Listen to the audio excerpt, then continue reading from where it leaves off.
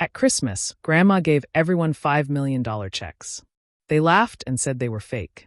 I didn't. And what happened next destroyed my entire family. When I pulled up to Grandma Marjorie's farmhouse in rural Vermont, I felt the usual mix of warmth and anxiety that came with every Hale family Christmas.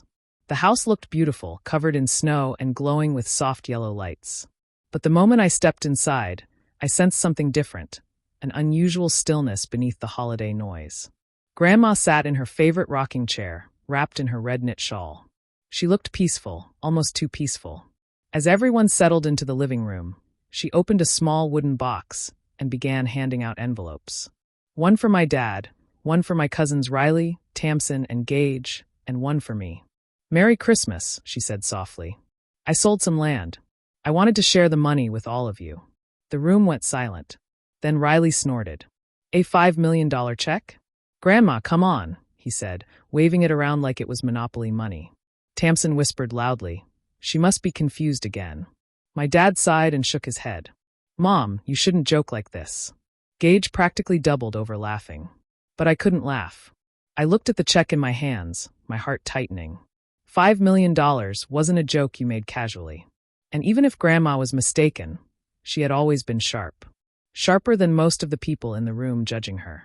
I slipped the envelope into my purse, feeling a twist of guilt. What if this was real? What if she needed someone, anyone, to take her seriously? The next morning, I went to the bank. I felt embarrassed even handing the check to the teller. I expected her to chuckle, hand it back, and reassure me that Grandma had simply made a mistake. But that's not what happened. The teller frowned, typed something, paused, then excused herself. She brought back the branch manager, who shook my hand like I was suddenly someone important. "Ms. Carrington," he said, "this check is absolutely valid. The funds are available immediately." My breath caught in my chest. The world seemed to tilt. It was real. All of it. I walked out of the bank in the cold, my boots sinking into the snow as if the ground itself was giving way beneath me. $5 million. My grandmother had actually given every one of us $5 million. And everyone else had laughed in her face. For a moment, I considered calling the family. I imagined their shock, their scrambling, their furious backpedaling. But then I pictured Grandma's expression the night before, calm, observant, almost testing. Maybe this wasn't just a gift. Maybe she wanted to see who believed in her. I slid the receipt into my pocket and whispered, "I believe you, Grandma." I didn't know it yet, but that single decision, trusting her when no one else did, was about to push my family toward a level of betrayal I never imagined. And once it started, there was no stopping it. When I left the bank that day, I felt both excited and scared. I didn't know what to do, so the first person I told was my fiancé, Kenton. I expected him to hug me, celebrate with me, maybe even reassure me that everything would be okay. But the moment I told him the check was real, his whole face changed. He didn't ask how I felt. He didn't say he was happy for me. Instead, he started talking fast, telling me how we should use the money, what he thought was the smartest plan, and why I needed to put everything in a joint account with him. His voice was sharp, almost demanding. I just stared at him, confused. It didn't even feel like I was talking to the man I planned to marry. It felt like I had suddenly become a bank, not a person. Before I could even process his reaction, the news spread through the family. Someone must have seen me at the bank or overheard something, because by evening, my phone was full of messages. At first they sounded excited, but excitement quickly turned into jealousy. Everyone wanted answers. Everyone wanted to know why my check cleared, and theirs didn't. Then the accusations started. Riley said I had obviously tricked Grandma somehow. Tamsin asked if I had been helping Grandma too much lately. Gage told everyone I must have talked Grandma into signing something behind their backs. The three of them pushed the same ugly story, that I had manipulated Grandma for money. Their words hurt more than I expected. These were people I grew up with. People I trusted. But now they looked at me like I was the villain. I went to see Grandma because I needed to understand. When I sat beside her, she held my hand and looked at me with sad eyes. She told me she wasn't confused at all. She had written those checks on purpose. She wanted to see who would appreciate the gift and who would laugh at her. She had noticed how the family treated her for years, how they ignored her until they wanted something. She told me the truth gently. She was sick. She didn't have much time left. And because she had watched how everyone behaved, she wanted me, not the others, to inherit what remained of her estate. She said I had always treated her with respect, not because of money, but because I loved her. I left her house with a heavy heart, realizing everything was about to get worse. The family was already turning ugly, and Grandma's secret would only make them hate me more. When I got home after talking to Grandma, I felt tired and confused. I kept replaying everything in my mind: the check, the bank, my family turning against me, and now Grandma's quiet warning. I just wanted someone to stand by me. But instead, things kept getting worse. That night, Kenton came over.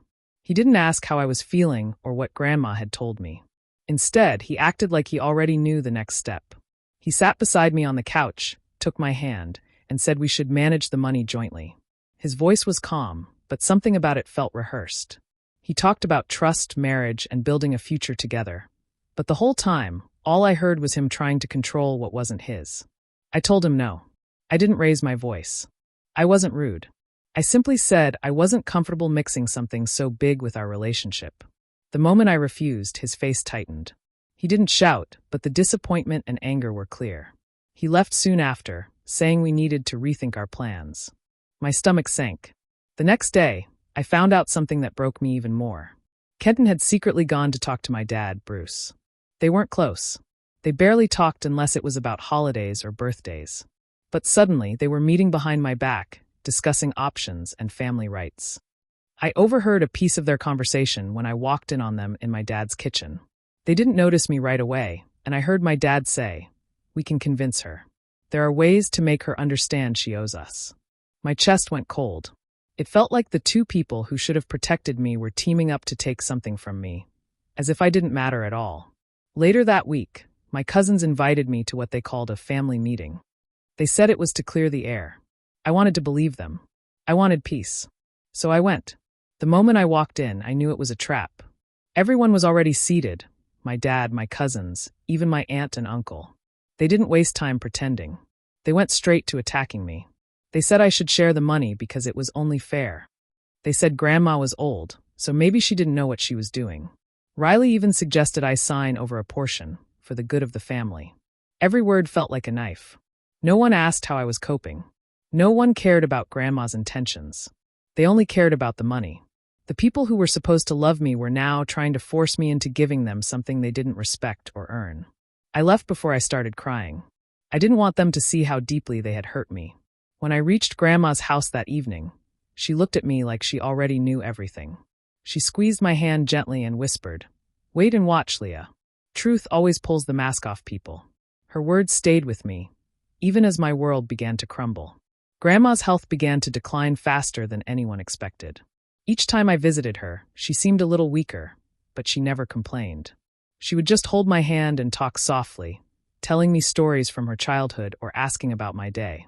Even when her voice grew faint, she still tried to smile at me. I stayed with her as much as I could, knowing our time together was running out. One quiet morning, the nurse called me. Grandma had passed away peacefully in her sleep. I stood beside her bed, holding her hand for the last time, feeling a deep pain settle in my chest. Even though she had warned me about the family, even though she had prepared me for what was coming, losing her still felt like losing the only person who truly saw me. A week later, the family gathered for the will reading. Everyone arrived dressed in black, but the sadness on their faces didn't feel real. It looked more like impatience, like they were waiting for something they felt they deserved. The lawyer, Mr. Preston, opened a folder and cleared his throat. The room went silent. He started by sharing Grandma's final messages, simple words of love and gratitude. But the moment he mentioned her assets, her house, her remaining land, her stocks, the whole room leaned forward. I felt eyes turn toward me, watching, waiting. Then the lawyer read the part that changed everything. Grandma left it all to me. The entire estate. The land worth $12 million. Her house. Her stocks. Everything she had left. My breath caught, and for a moment I felt lightheaded. I knew she trusted me, but I never imagined she would leave me everything. Before I could process it, the room exploded. My father slammed his hand on the table. "This is impossible. She would never do this unless someone influenced her." Tamsin jumped up, pointing at me. "She got to Grandma first. She must have convinced her to change the will." Gage shouted that it was unfair and demanded the lawyer reread the document. Riley accused me of taking advantage of Grandma while she was sick. Voices overlapped, louder and uglier by the second. No one cared that Grandma had chosen this knowingly. No one cared that she trusted me because I treated her with love, not greed. I sat frozen, my hands shaking. I wanted to defend myself, but no words came out. Their anger felt like a burning wall around me. I looked down, trying not to cry in front of them. In the middle of the chaos, one memory rose in my mind. Grandma's soft voice telling me to wait and watch. She said truth would expose everyone. And now, as I listened to their accusations, I finally understood what she meant. They weren't mourning her. They were mourning the money they didn't get. I stayed silent as their shouting grew louder, knowing Grandma had seen this long before I did. The day after the will reading, everything changed again. My phone started ringing nonstop, emails kept coming, and messages piled up. My family had hired a lawyer and filed a lawsuit, claiming I had forced Grandma to leave everything to me. They said I manipulated her while she was sick, even though I knew I had done nothing wrong. It felt unreal that they could twist the truth so easily. The hardest blow came from Kenton. I thought he would stand by me, but instead, he told me he agreed with my family. He said our engagement was over and demanded that I pay him for the years he wasted with me. I couldn't believe it. The man I trusted most had turned against me. I felt like the ground had disappeared beneath my feet. I knew I couldn't face this alone. I needed help, someone who could fight for Grandma's wishes and protect me from their lies.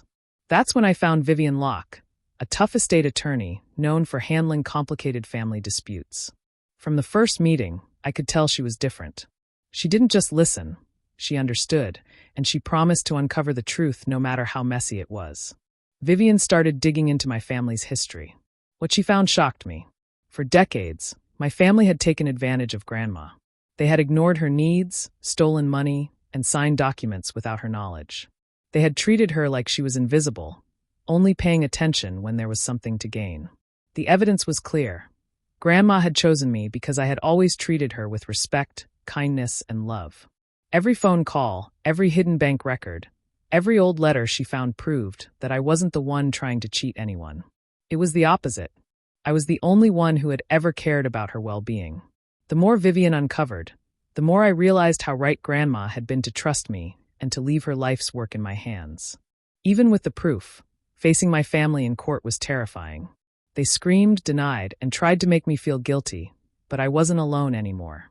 Vivian guided me through every step, showing me that justice wasn't about anger or revenge. It was about protecting what was rightfully mine and honoring Grandma's wishes. For the first time in weeks, I felt a small sense of relief. The fight wasn't over, but I knew I had someone in my corner who believed in the truth, and that gave me strength to face the storm ahead. After the court filings and Kenton leaving, I felt a mix of fear and determination. I knew I had to understand everything about Grandma's property and the money she left me. I couldn't let my family use lies or half-truths to take what wasn't theirs. So, I started looking into the land she had sold. It took some digging, calls, and a few visits to local offices, but I finally found the buyer. Weldon Minerals, a big mining company. They had bought Grandma's property because there was a massive lithium reserve underneath. Lithium was worth a fortune, and it was clear this deal was far bigger than anyone in the family realized. My heart pounded as I read the reports. Grandma hadn't just sold some land. She had set up something that would keep me secure for life. When my family found out the land had such potential, their attitude turned worse. Before, they had only been angry about the $5 million checks. Now, they realized the property could earn millions more in the future. I could feel their greed even through phone calls and messages. Every text I received from them seemed sharper, meaner, filled with threats and demands. Vivian, my attorney, continued to help me. She dug into the land sale details and uncovered something I hadn't expected. Grandma had negotiated future royalties from the mining operation, and she had put them in my name only. That meant every time the company paid for lithium extraction, the money would come straight to me. My family had no claim. No matter how hard they tried, they could not touch it. I sat in my living room staring at the papers, feeling a mix of grief and awe. Grandma had thought of everything.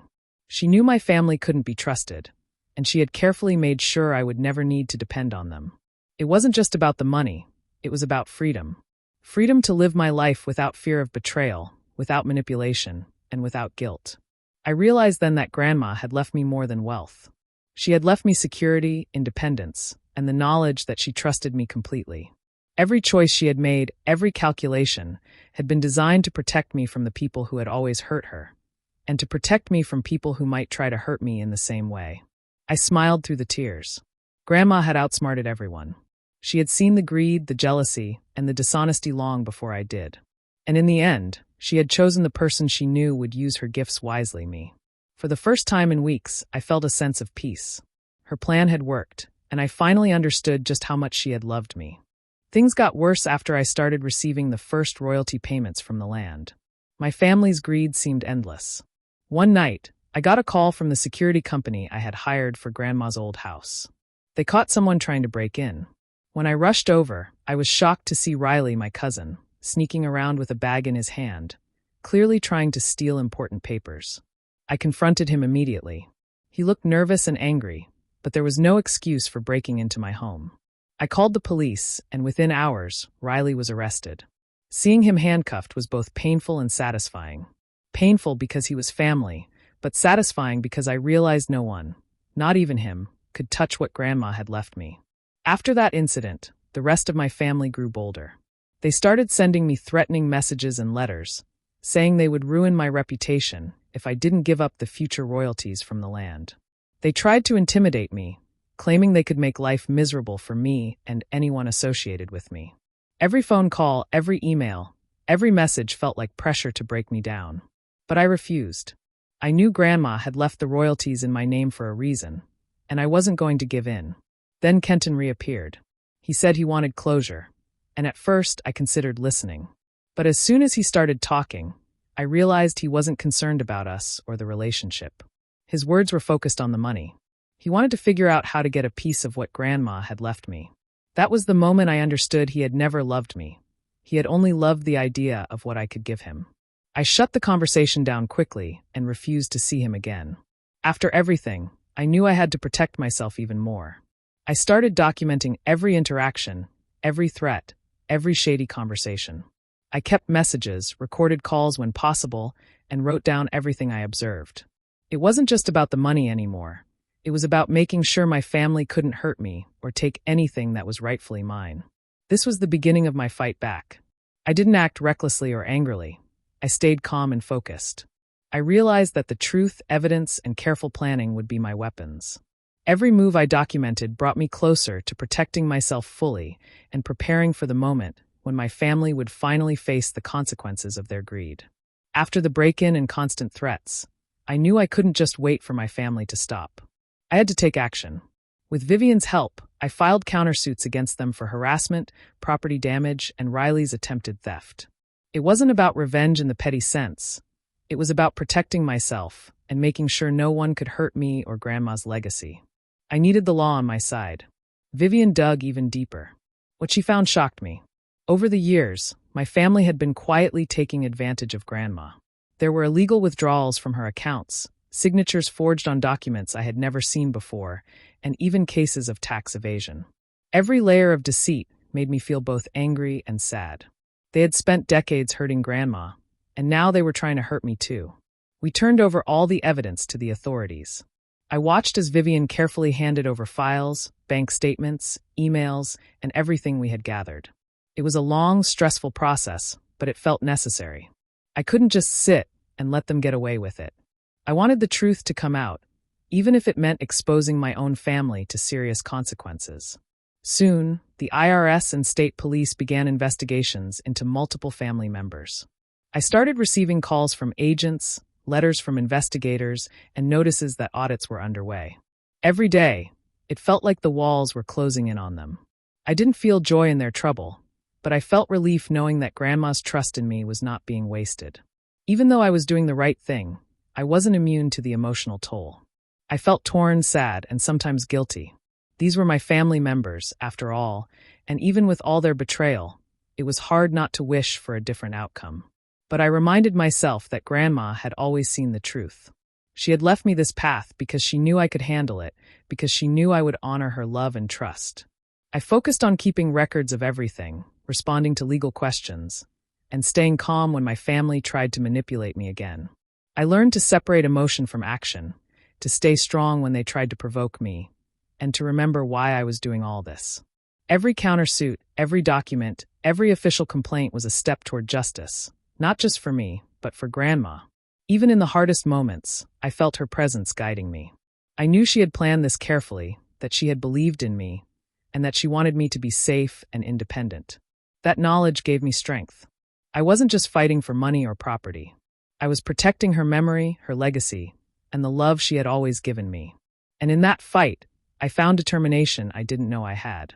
The investigations moved faster than I expected.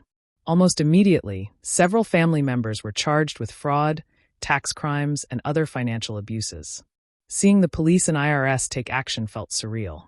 I had grown up with these people, trusted them, and yet now they were facing consequences for years of lies and greed.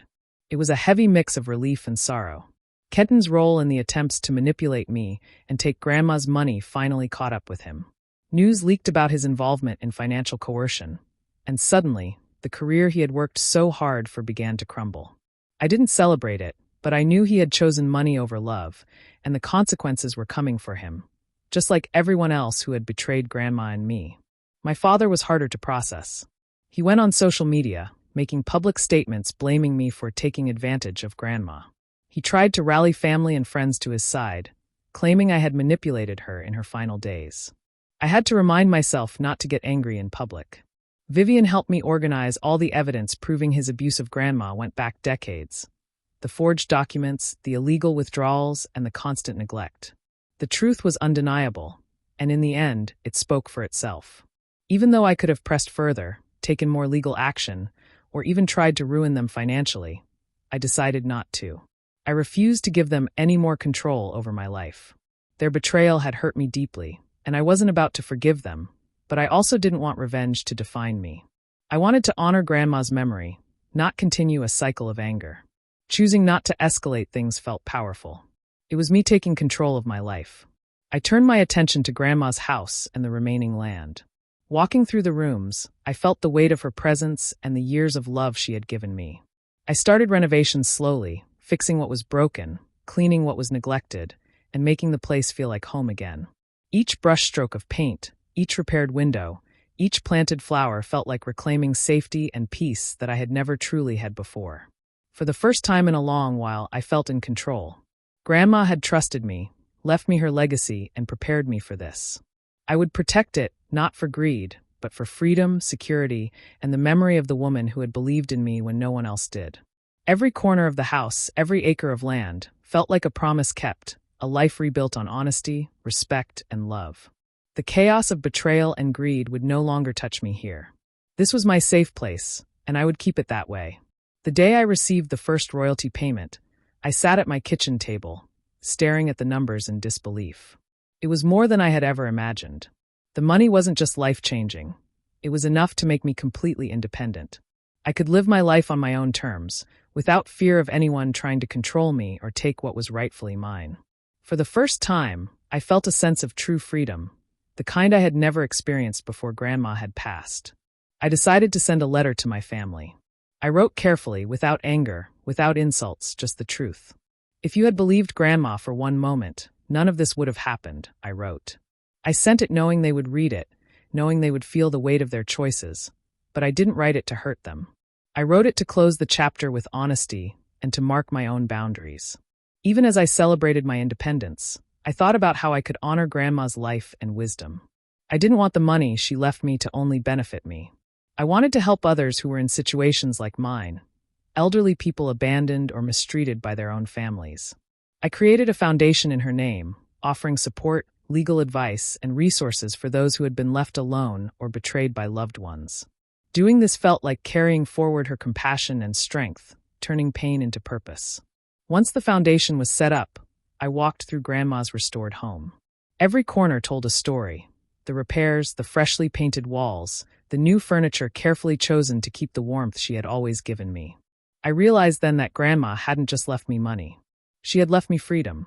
She had trusted me, prepared me, and protected me from the people who would have held me back. The house was more than a home. It was a symbol of safety, independence, and the life she wanted me to have. I finally understood the full depth of her love. She had seen my heart, believed in my choices, and ensured I would never have to depend on anyone who didn't care for me genuinely. With that knowledge, I felt peace for the first time in years. I didn't need revenge. I didn't need to hold grudges or continue the cycle of anger.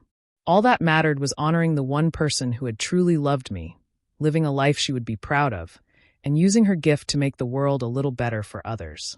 As I stood in her home, watching the sunlight through the windows and feeling the quiet warmth she had always carried, I knew I was finally free from fear, free from betrayal, and free to live fully. This was the life Grandma had prepared me for, and I would cherish it every day. Do you think I made the right choice by standing up to my family, or should I have given them another chance? Dear family, let me know your thoughts in the comments. Subscribe for more stories like this.